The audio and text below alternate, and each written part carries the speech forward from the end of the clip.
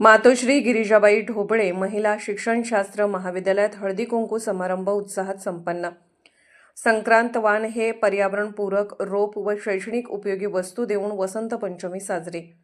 येथील मातोश्री गिरिजाबाई ढोबळे महिला शिक्षणशास्त्र महाविद्यालयात मकर संक्रांतीच्या निमित्ताने हळदी कुंकू समारंभ अत्यंत उत्साहात आणि मांगल्यपूर्ण वातावरणात साजरा करण्यात आला। भारतीय संस्कृतीतील परंपरेचे जतन आणि महिलांमधील स्नेह वृद्धिंगत करण्याच्या उद्देशाने या कार्यक्रमाचे आयोजन करण्यात आले होते।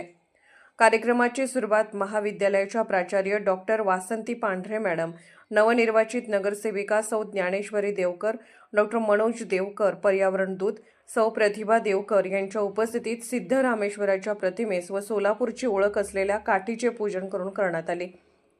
यावेळी सर्व शिक्षक वृंद, प्राध्यापक रेणुका कोळी, प्राध्यापक रेश्मा जाधव, प्राध्यापक रुपाली साळुंके, श्री देवकांत गुरव सर, श्री दसाडे सर, श्री अमर शिंदे तसेच सर्व शिक्षकेतर कर्मचारी यांनी अभिवादन केले।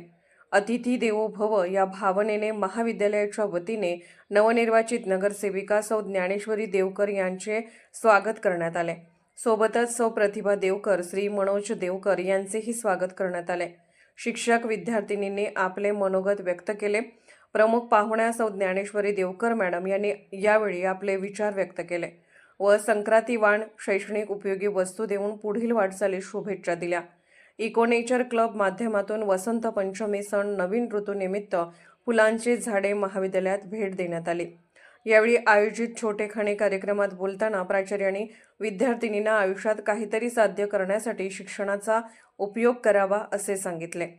प्रथम वर्ष व द्वितीय वर्षाच्या विद्यार्थिनींनी यावेळी पारंपरिक वेशभूषा परिधान केली होती, ज्यामुळे कार्यक्रमाची शोभा आणखीनच वाढली होती।